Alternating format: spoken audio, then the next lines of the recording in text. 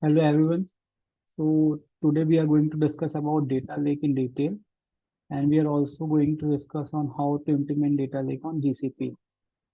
So before going into the data lake as such, we should first consider the scenario of today where we are living in a digital world, and everything we do creates a record or creates some data out of it, right? So even as I speak. There is a data that is getting generated in the video format. Similarly, whenever we do a transaction, we generate the data. So let's say I do a phone pay kind of a transaction. Each transaction now brings in a lot of data. One is like stored in phone pay that I did some transaction. Other one would go to the bank and they will say that okay, there is a debit kind of transaction happened from the sender's end, and on the receiver's end as well, we are getting the receive kind of a transaction. So this is another type of data that is getting generated in real time.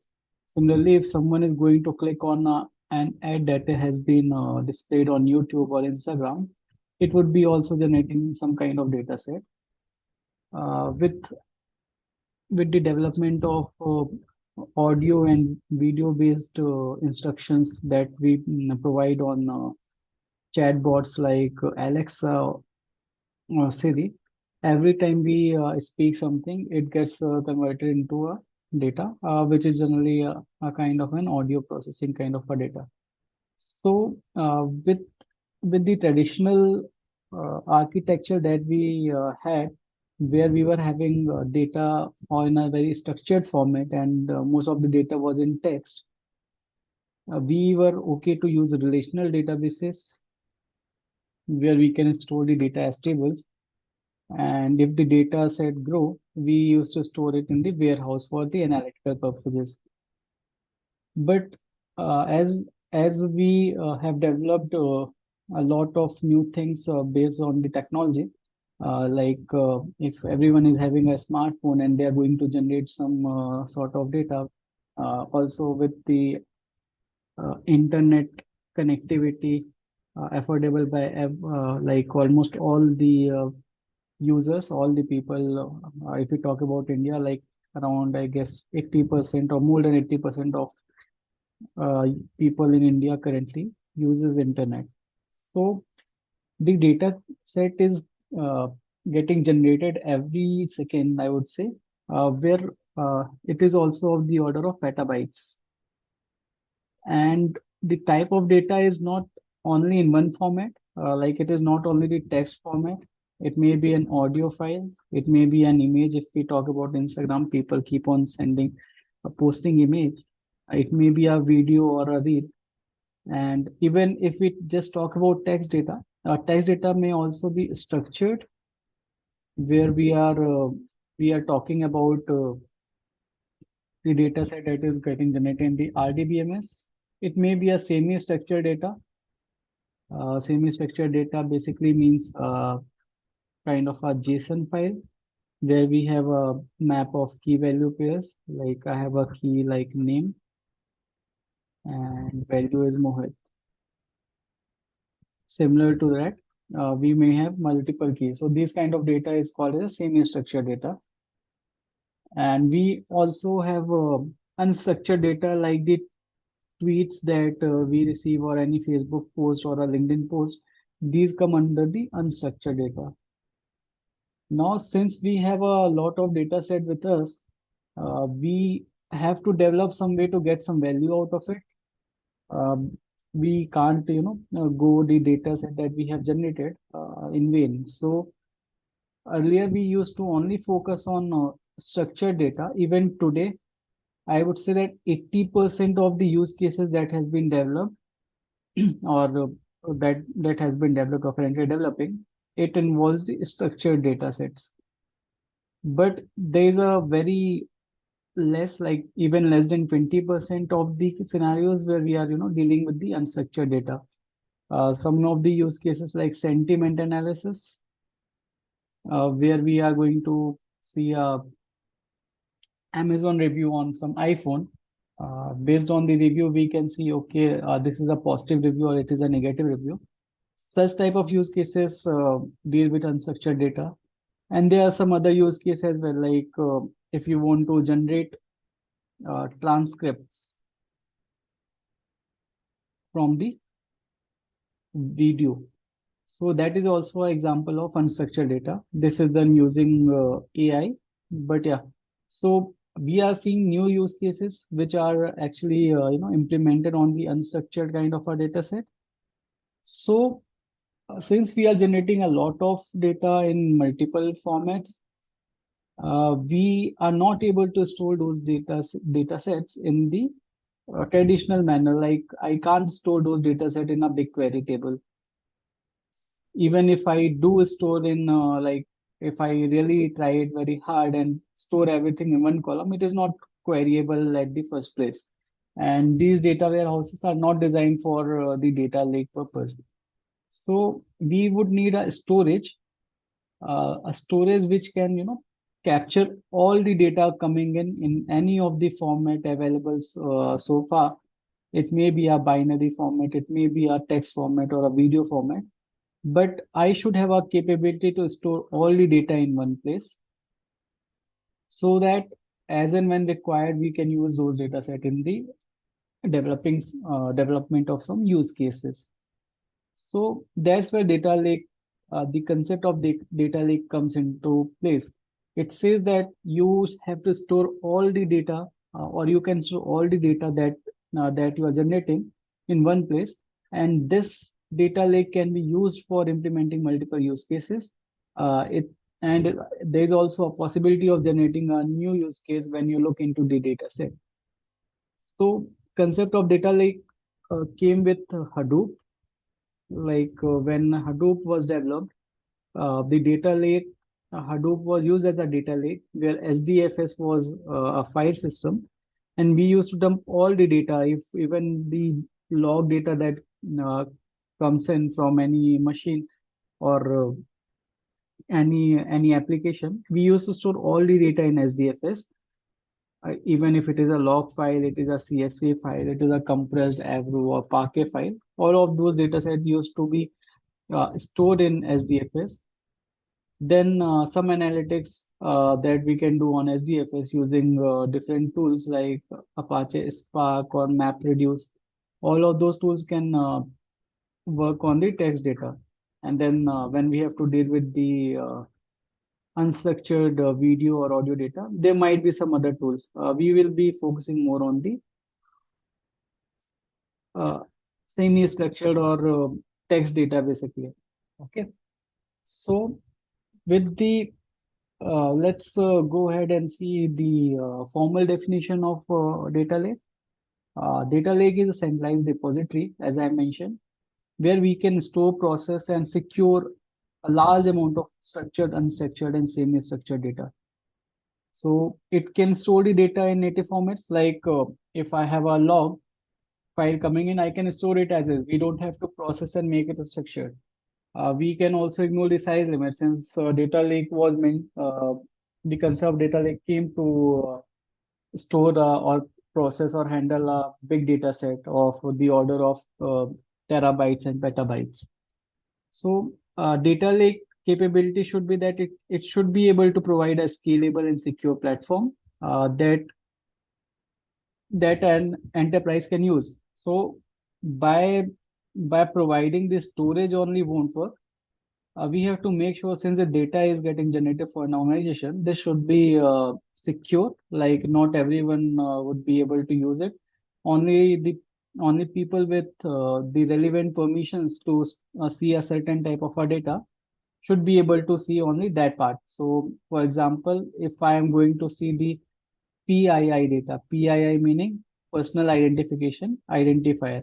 Uh, let's say if I work in a company which deals with let's say uh, company like a Zomato, so they are storing our information like name, phone number, and address. All of these informations comes under the PIIs because if it gets leaked and it gets leaked and used by used in not a correct way, then it would be very harmful to us. So such kind of data, I don't want to share my personal data with anyone. So such type of data comes under the PII tag, and only a certain group of people should be able to see PII, or if there is some compliance which says that no one should be able to see the PII data. Data lake should be capable of implementing such rules so that not everyone go and see the data set. So data lake should be scalable. It should be able to store petabytes of data, and it should scale to a larger extent as well without any hassle. It should provide a secure platform so that not everyone is able to see. It should provide a fault tolerant kind of a environment, so that if there is any failure in one of the server, we should have the data available in another server. So it should not be like if server A crashes, we lose all the data. So we should not be in such position. So data lake should be able to tackle such scenarios. Another thing is like if I want to do some analytics on the data lake, I should be able to do it with the help of different languages like SQL for the structured data, Python, PySpark, R, any of the language that we can use to read the data and process it. Data Lake also supports on-premise Hadoop cluster, as well as if I want to create a data lake on AWS or GCP or Azure or any of the cloud that we have in place. Uh, the data lake that we create, it should support all of these services. So say if I have a data lake, I am going to create a data lake in GCP. Multiple services that GCP have, PaaS services, like I have BigQuery, for example. So BigQuery should be able to read the data from the data lake. Okay. So these are the certain requirements, or I would say feature of data lake, that okay, it provides all of these things. So these are the use case that I discuss only for the storage purpose. So once I have the data available in data lake, uh, I should be able to query the data. That is one. I should be able to see the metadata of the data. Let's say if I have a CSV, then I should be able to see the column names. Like, okay, I have a customer data set. I know the customer ID is a column. I know that customer phone number is a column, or there are multiple columns as such. So I should be able to see the metadata of the data set that is present in the data lake. I should also be able to create some more catalogs. Like I should have a capability for data governance. Data governance meaning, like I just mentioned about the PII kind of a data set. So I should be able to create such capabilities that if I have a table in BigQuery and I have multiple columns like ID, then phone number, then name. So whenever a user query this data set, he should not be able to see the phone number. So it should be masked. Okay. So such capability comes with the help of a data governance, where we will be creating some rules which will say, okay, this type of data should not be available to the certain set of users. I'll give some role in the data governance that phone number should be masked. So all the PII information should be masked. Similarly, if we are using the personal card information, so we keep on storing our card information on Swiggy, so not no one should be able to see the card information. So data governance should tools will be able to help us achieve that. So data storage is one portion of data lake. Data movement, meaning that we can move the data from one place to another. So for example, I have my data in the GCS location, GCS bucket. Now I want to move it to BigQuery, or reading the data from GCS, I want to move it to Bigtable, or any third storage. So data lake should provide the capability to move data from data lake and to data lake. Secure store we have talked about. The main reason of creating the data lake was to leverage all the data that has been generated by the organization in getting some insights and analytics. So our data lake should be able to should provide a capability that we can perform analytics on even on the unstructured data. So for structured data, we were able to perform the analytics, but on the unstructured data or the semi-structured data, we should be able to perform the analytics as well, so that we can get the most of the data set. So data lake provides us those capability. And finally, the machine learning thing is also there. So it provides us the capability of running the machine learning or deep learning model. So that is why we prefer the data lakes. Like I mentioned, there's a data warehouse, there's a data lake. It's not that people will use only data warehouse. We see that in the organization, we also have the data warehouse and we also have the data lake. Data warehouse is a specific use case where you want to query your data, in a SQL kind of fashion. And the data, like the schema of the data, like I know that I have 10 columns in my customer table. Then these 10 columns are fixed. So we know that, okay, this is the only schema that we have. And we should be able to, store those data in a data warehouse. But in the case of data lake, this is not a case. If we get a semi-structured JSON, today we are getting 10 keys, tomorrow we can get 12 keys, and day after tomorrow we can get 8 keys as well. So the data lake should be able to handle all these scenarios. So it should not break if we get a few lesser or few more columns. So data lake make sure that we are able to store such kind of data as well. So a big table can store such kind of data where we don't have a fixed schema and we get a JSON object. So we can store all the data as is in the big table. Similarly, not only that, but even if you have a SQL kind of a use case, like a structured data use case, that should also work on the data lake. So all of those scenarios gets covered in the data lake. As also, if you are dealing with the streaming data sources, data lake should provide the capability to join the streaming data with the batch data. So if I am getting the click stream analysis data, where anytime a user clicks on an ad, the data get generated.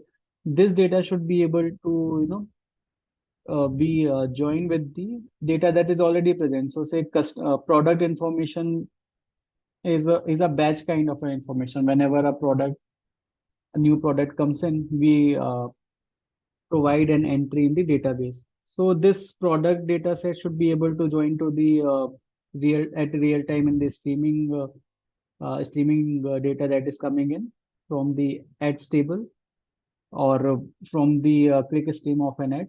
So we should be able to join these two data as well. So data lake provides such capability for us. So that's why it is mentioned that real-time analytics should be is possible in the data lake. We can run the SQL query. We can do the big data analysis. We can also do the full text search. So something like a Google search that we do, it's a free text or a full text search where we write everything and we are able to, Google is able to provide us the results with the help of some algorithms. So such type of use cases are also covered in the data lake. So that is the major difference. Data warehouse is used for a specific use case, but a data lake is used for a wider use case. A typical data lake architecture looks like this. We would be getting the data from multiple sources. It may be a file, it may be a DB, it may also be a stream. Whenever the data comes in, it should first get stored in a staging layer. Staging layer means you can say it as a raw layer, which actually maintains the data in the same format as it was available in the source. So if I had a file in the in the source and it had 10 columns and the data contain dirty values like a null or null columns, or we might be having some other issues like each column contains something in a string format. So staging layer is responsible for keeping the data as is. So whatever we receive, we are going to store it in the staging layer. Once the data is available in the staging layer, a data lake suggests that you should also have a refined layer, which contains the cleaner copy and uh, cleaner copy of the data, as well as the data should be fast to query. So store the data in some compressed format like a Parquet. So if we query the Parquet data set, it will be much faster, and it would contain lesser space on the disk. So such type of data formats are should be available in the refined layer. Once the data is in there, once the data is in the refined layer, we should also perform the data reconciliation, meaning that I want to make sure that if I received 100 record from source, after performing all these things, I still have 100 records. So data reconciliation framework will should be capable of doing such matching as well. Also, like I mentioned, that there is a possibility that each column contains some string value like ABCD. Such columns, such columns should get tracked, and we should raise some reports saying that the file that I received today for customer, we are getting a value ABCD in the age column. So please fix this, provide the proper value, and send us back the corrected file so that we can do the re-ingestion of those files. So these type of scenarios like age should be greater than 18, then if we talk about gender, it should not have unspecified genders. There should not be any null in any columns. Primary key should always be there. All those are the data quality rules that we can apply on the data. So this particular section is called as a data collection, where we are reading the data from source. We are doing some cleaning of the data, or we are converting the data in a particular format. We apply the data reconciliation, and then we apply the data quality. This comes under the data collection part. Then we perform data transformation. So there is another layer called as a integration layer. In this layer, if there is a customer table and there is a product table and there is an order table, if I want to get some insights, these three different tables in silo won't provide us much insight. So we can join these three tables and create an integration layer here. So maybe if I want to know how many customers have bought, uh, say, a product X, and how many number of orders were there for this product X, we have to join these table and first store it here, and then there's a presentation there. We can aggregate the data and store it so that the analytics team or the data science team, both of them can use this data. So integration layer basically says that I want to keep this data, like I want to integrate this data and keep it in this layer so that whenever a new job runs, I should be able to aggregate and present it to the user, or means end user may be a data science or a data analytics team. So this is how data flows in a data lake.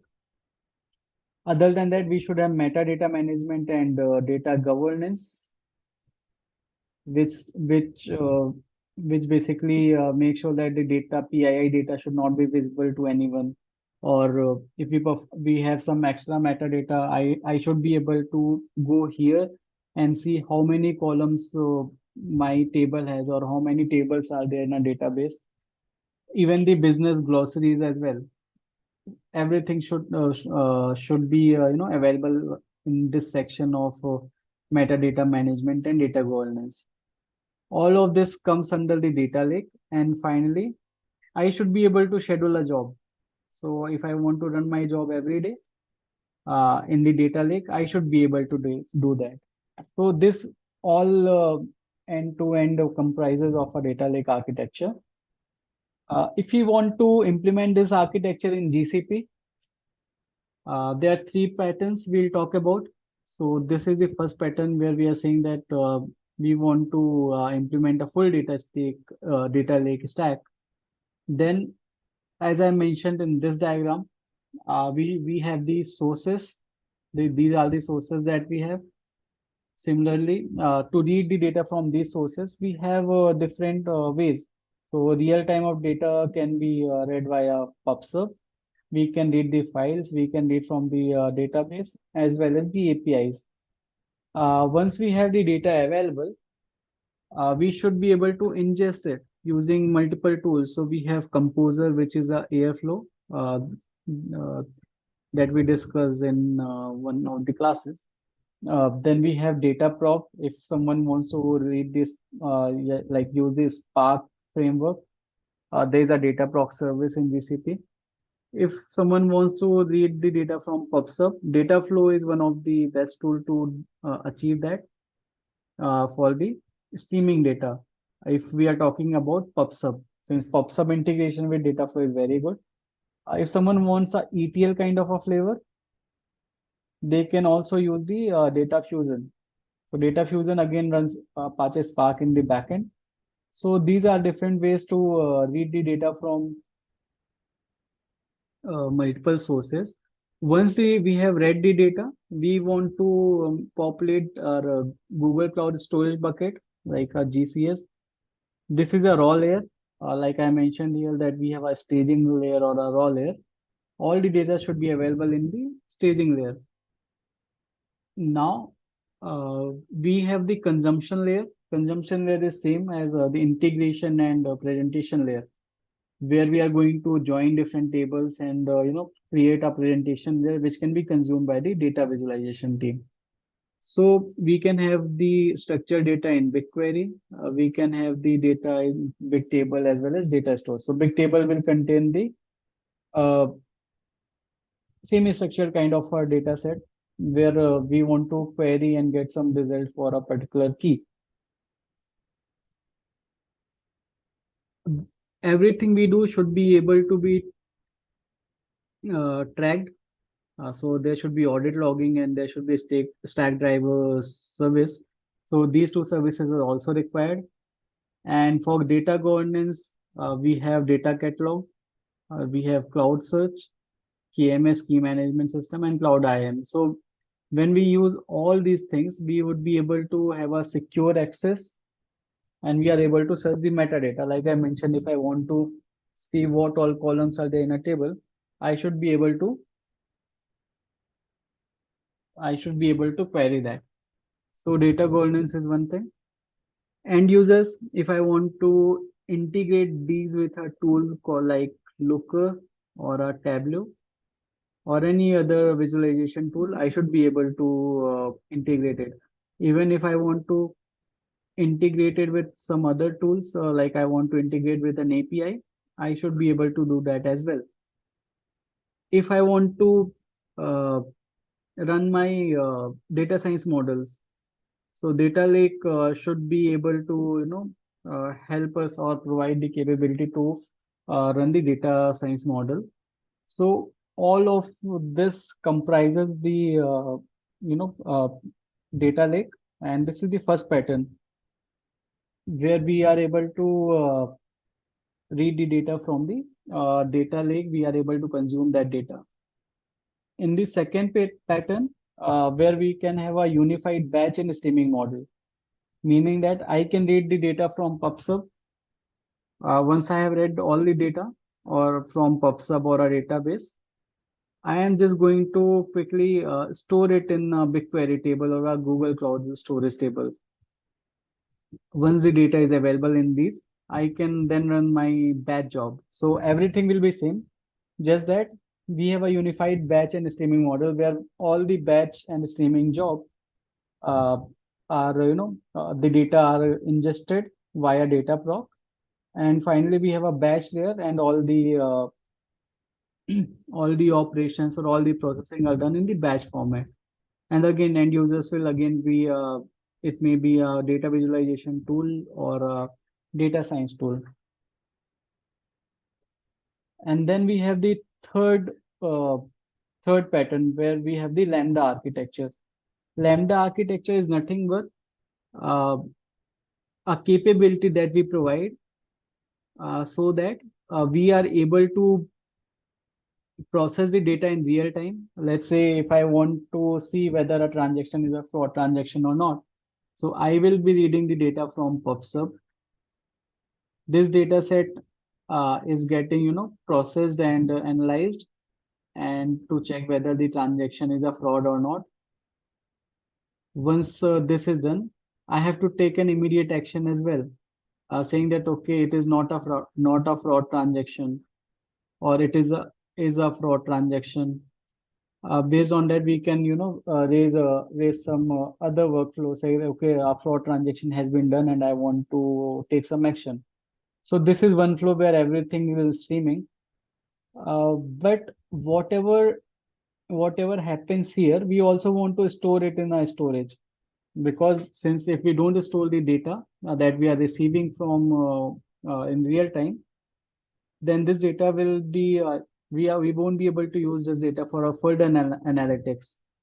So in such scenario, what we do, we have two pipelines. One is the streaming pipelines for immediate decision making, real time decision making, and same data gets forked into a analytics or a batch kind of a scenario where we have a big query table where we are going to dump all the data.